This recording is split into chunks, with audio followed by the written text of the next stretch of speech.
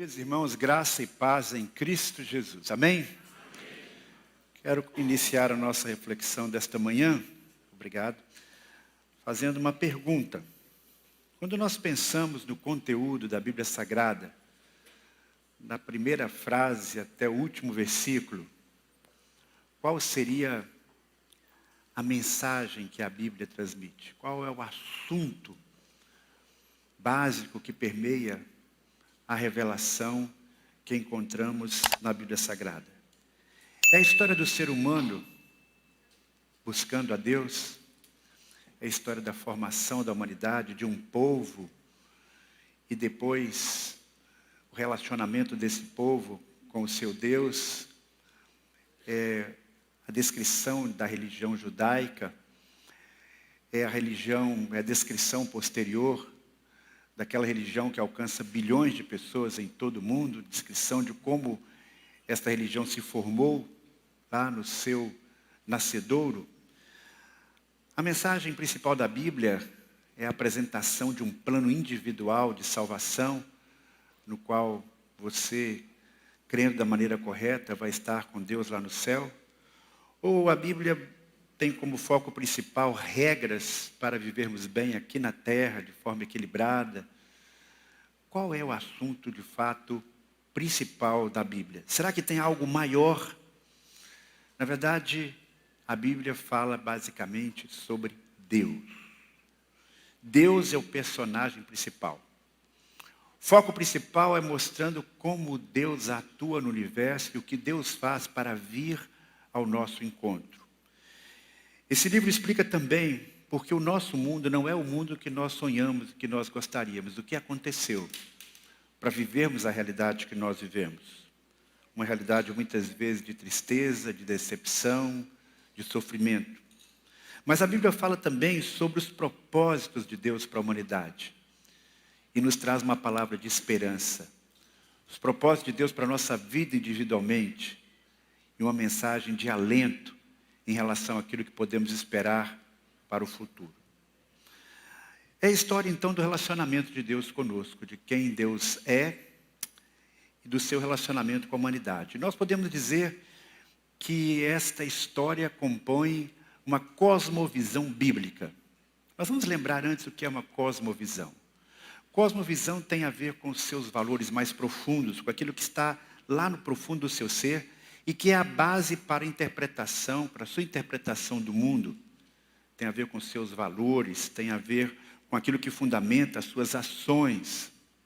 E é importante identificarmos qual é a nossa cosmovisão, porque às vezes, mesmo professando uma fé em Jesus, a nossa cosmovisão ainda não é aquilo que deveria ser, uma cosmovisão bíblica. E a cosmovisão bíblica, ela se assenta sobre 4 pilares. A história da humanidade, por assim dizer, na perspectiva de Deus, se apresenta sobre 4 grandes pilares. Esses pilares são representados por 4 palavras, e eu queria que você fosse gravando isso, porque nesses próximos sermões nós vamos falar especialmente sobre o primeiro pilar. E os 4 pilares são criação, queda, redenção e consumação. Você pode repetir comigo para fixar bem?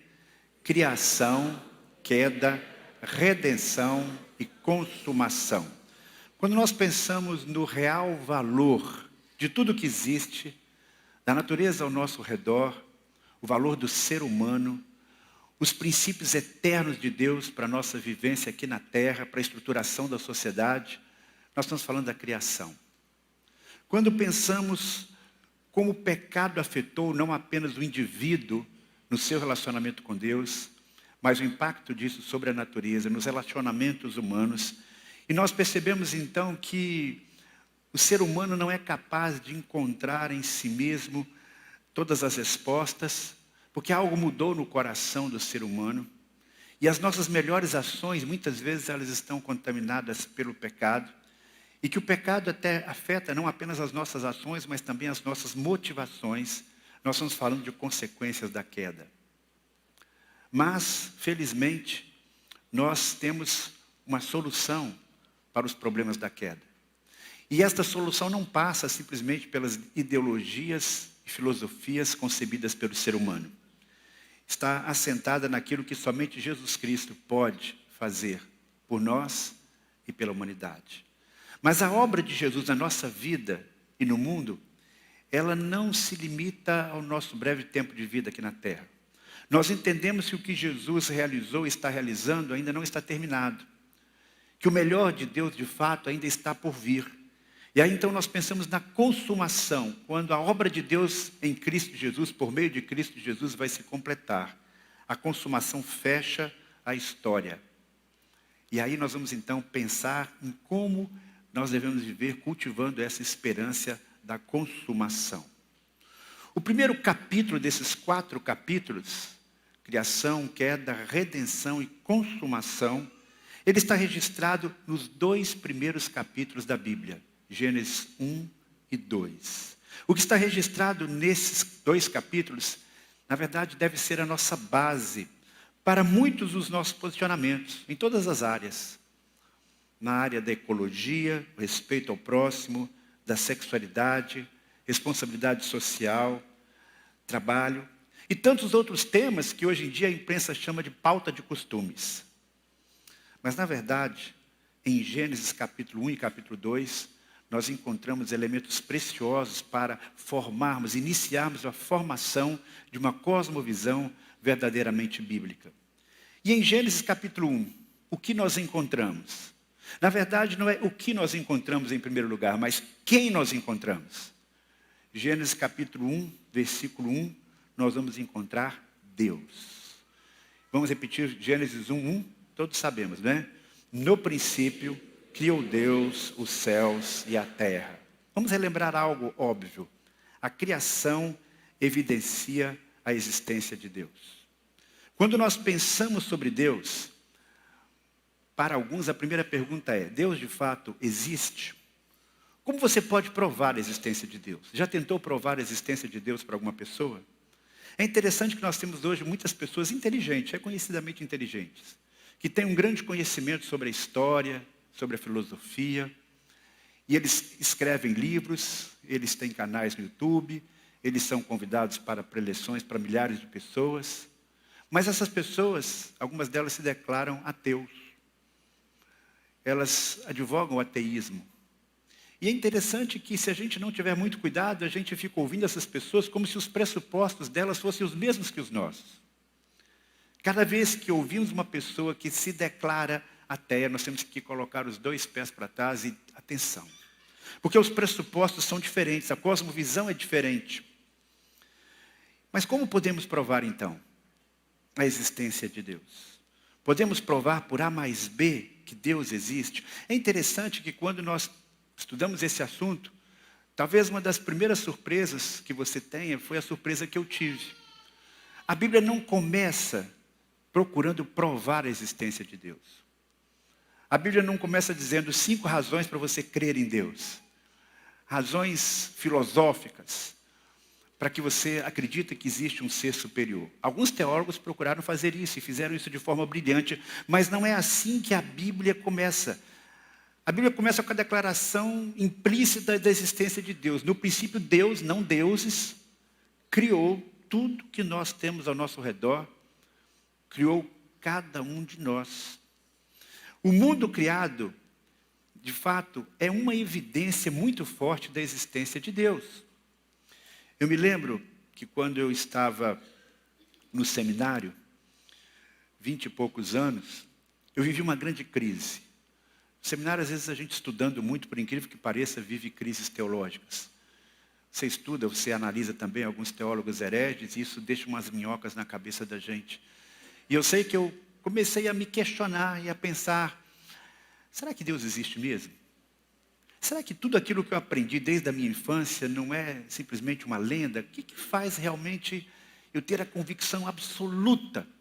E no meu caso ainda era mais complicado, porque se um médico não crê em Deus, se um advogado não crê em Deus, se um profissional em qualquer outra área não crê em Deus, o impacto disso é menor na vida dele. Mas um pastor, você imagina um pastor que não acredita em Deus? Não é? É como se todo aquele esforço meu fosse em vão. ou está falando algo no qual eu não acredito, que não faz sentido para a minha vida. Então essa convicção eu tenho que ter. E eu comecei a orar, pedindo a Deus, Senhor, eu quero realmente ter esta convicção de uma maneira inabalável.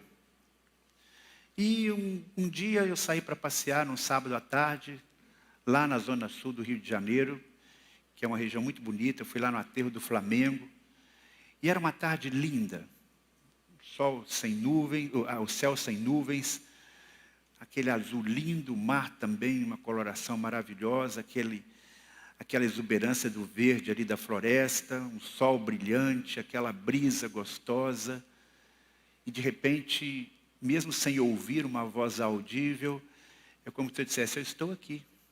Eu criei todas as coisas. Pode parecer uma experiência tão simples, mas foi tão marcante. A partir daquele dia eu não tive mais nenhuma dúvida da existência de Deus, porque os céus manifestam a glória de Deus e o firmamento anuncia a obra das suas mãos, e aquilo se tornou assim algo extremamente forte no meu coração. E eu não tive dúvidas de que eu não estava embarcando numa canoa furada.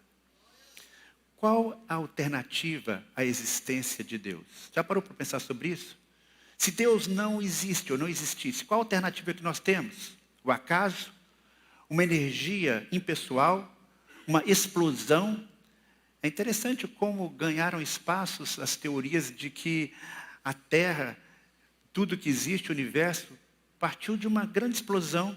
Mas como foram os componentes desta explosão, se assim fosse? O que lhe parece mais coerente, inteligente e lógico? A existência de todas as coisas a partir de uma mente extremamente brilhante, ou tudo obra do acaso? Se admitirmos que houve uma explosão, temos que pensar quem é que provocou essa explosão. Uma mente brilhante está por trás de tudo? Sim. Qual a dificuldade de nomearmos então essa mente brilhante como sendo Deus? É interessante que durante séculos e séculos o homem olhava a natureza e ele não tinha dúvida de que alguém ou várias pessoas ou vários seres estavam por trás de tudo aquilo.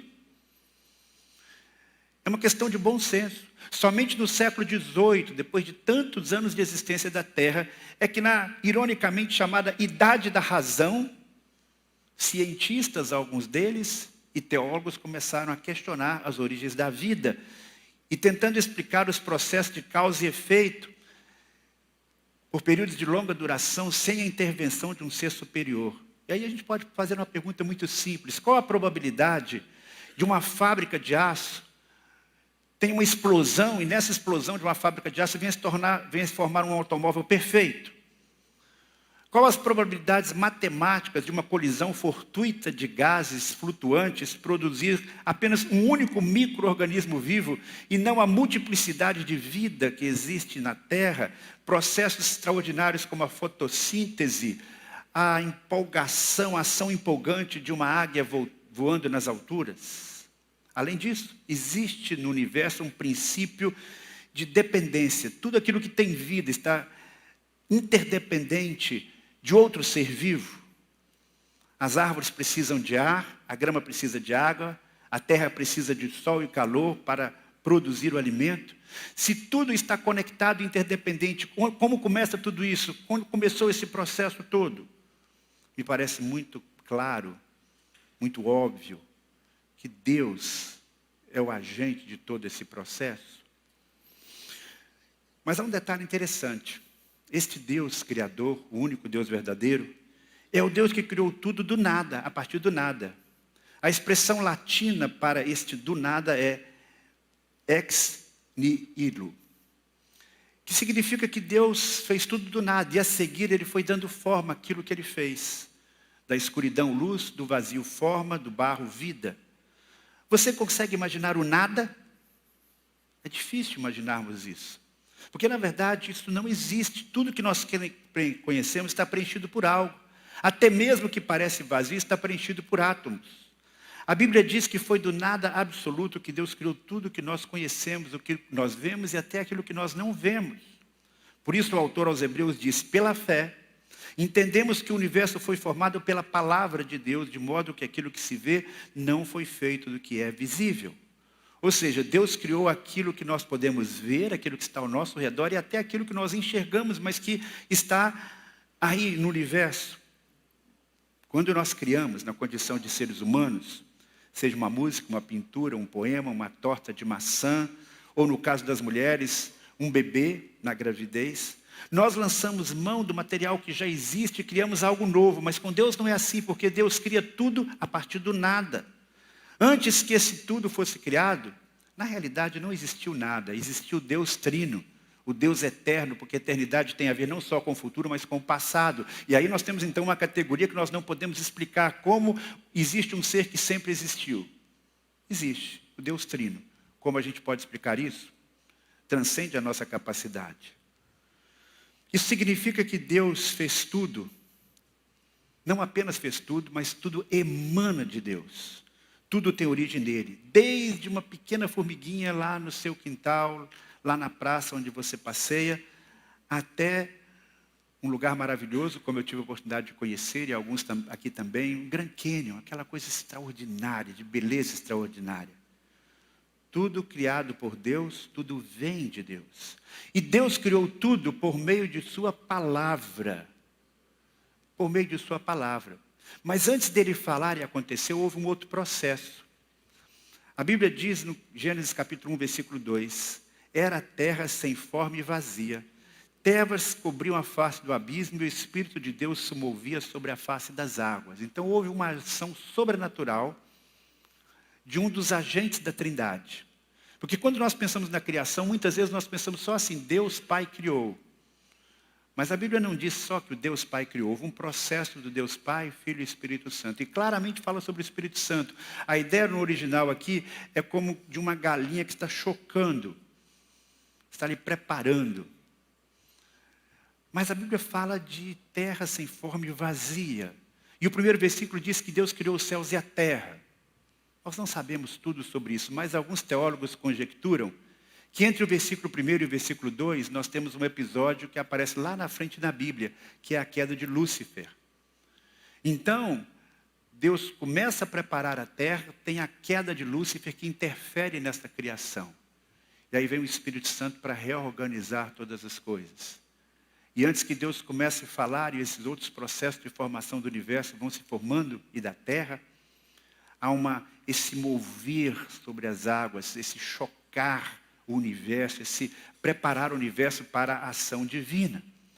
E nesta ação divina, nós temos uma expressão que aparece muitas vezes no capítulo 1 do livro de Gênesis. Eu não contei para deixar alguma coisa para você fazer. Então você pode depois fazer em casa, pega a sua Bíblia e você vai ver quantas vezes aparece a expressão disse Deus.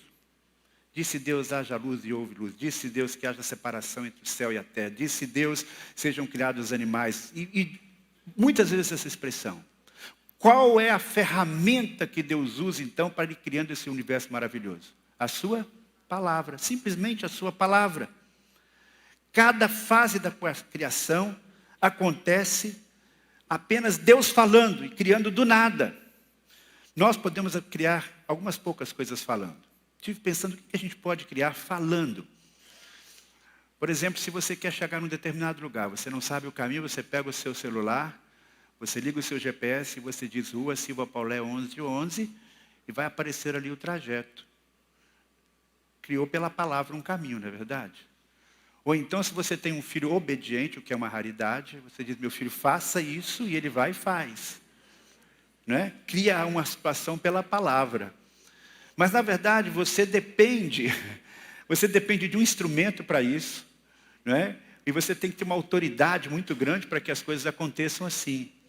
Deus não precisa de nenhum intermediário para que Ele faça e aconteça. Ele fala e acontece. E esse falar e acontecer poderia envolver um processo instantâneo, mas também pode perfeitamente envolver um processo que dure bilhões de anos. Por isso que a ideia de a Terra ser formada a partir de bilhões de anos, não é uma ideia antibíblica. Ciência séria e fé, e palavra de Deus e revelação bíblica se complementam. Os processos chamados de dias aqui na Bíblia não significam dias de 24 horas, até porque não havia esse ciclo ainda do Sol e da Lua de 24 horas, como nós conhecemos, isso foi criado depois. Então esses dias que nós temos aqui podem ser milhares, milhões de anos perfeitamente. Mas o fato é que por trás de cada ação de cada transformação, existe Deus. existe a palavra de Deus. E Deus criou tudo com extrema criatividade e complexidade. Você já parou alguma vez, ao contemplar uma paisagem magnífica, e chorou de emoção? Isso já aconteceu comigo algumas vezes. Me lembro que ainda era adolescente, e eu subi uma das montanhas lá perto da cidade de Monte Verde, cidade do sul de Minas, que tem as montanhas mais altas daquela região. E ali no alto daquela montanha, com a minha família, a gente contemplava quilômetros e quilômetros de distância de uma cadeia de montanhas, aquelas montanhas azuis, que lá longe parece que você está contemplando o mar. É emocionante demais. Uma outra vez, Deus me deu o privilégio de estar na Europa, fazendo uma viagem de trem, lá pelos Alpes suíços. Eu chorei quando eu vi aquelas paisagens de cartão postal, aquele lindo lago no final da tarde, aquelas montanhas cobertas de neve, algo indescritível. Não houve como não me emocionar. Quando eu fui, alguns anos atrás, no Grand Canyon, que era um sonho que eu tinha, que coisa extraordinária. Eu fico impressionado como é que alguém pode ver tudo isso e não acreditar em Deus e não se conectar com Deus. É uma questão de razão e uma questão de fé. Quando nós pensamos que Deus não apenas fez algumas coisas com tanta criatividade, mas Deus fez uma infinidade de coisas. Apenas em relação às aves, existem catalogados cerca de 9 a 10 mil espécies. Acrescente isso a variedade de peixes, mamíferos, insetos, crustáceos, répteis, vegetais, estrelas. A natureza é de fato infinita. Uma excelente autora, Francine Walsh, ela escreveu: em sua imensa criatividade, Deus esculpiu montanhas, criou cores, inventou sabores e concebeu aromas. Jó estava numa grande crise. E as grandes crises nos fazem duvidar da existência de Deus. Quando oramos e Deus não responde como nós gostaríamos, nós muitas vezes duvidamos. Quando passamos por um problema sem uma explicação lógica, uma dor muito grande, muitas vezes vem esta ameaça no nosso coração. Onde é que está Deus? Será que Deus tem mesmo esse poder todo? Será que Ele existe? E Jó viveu todo tipo de problema. E ele fez muitas perguntas para Deus. Nós temos 37 capítulos no livro de Jó, discutindo o problema do sofrimento humano, as opiniões humanas, Jó se justificando, já questionando a Deus. E ao final, lá no capítulo 38, nós lemos: então o Senhor respondeu a Jó no meio da tempestade. E disse, e logo em seguida, mais adiante ele diz: onde estava você quando lancei os fundamentos da terra? E Deus prossegue listando as obras da criação, desde a limitação do mar, passando pela chuva que cai no deserto, o saltear do gafanhoto, mostrando a Jó que aquele que tudo criou tem o direito de conduzir a sua criação da melhor maneira que lhe parecer. Uma compreensão clara do poder de Deus na criação acalma o nosso coração em relação a outras áreas de nossa vida. Desde a imensidão do espaço sideral ou das águas do planeta, até os movimentos delicados de um inseto, tudo foi divinamente planejado, perfeitamente esculpido e detalhadamente escolhido. A criatividade de Deus, então, ela nos impacta não apenas por sua perfeição, por sua qualidade, mas também por sua variedade e quantidade. Em julho do ano passado, estava com minha esposa de férias e nós decidimos visitar uma pequena cidade no interior de São Paulo, na verdade perto da capital. Uma cidade que eu recomendo, se você vai a São Paulo e tiver um tempinho, visitar, a cidade de Olambra.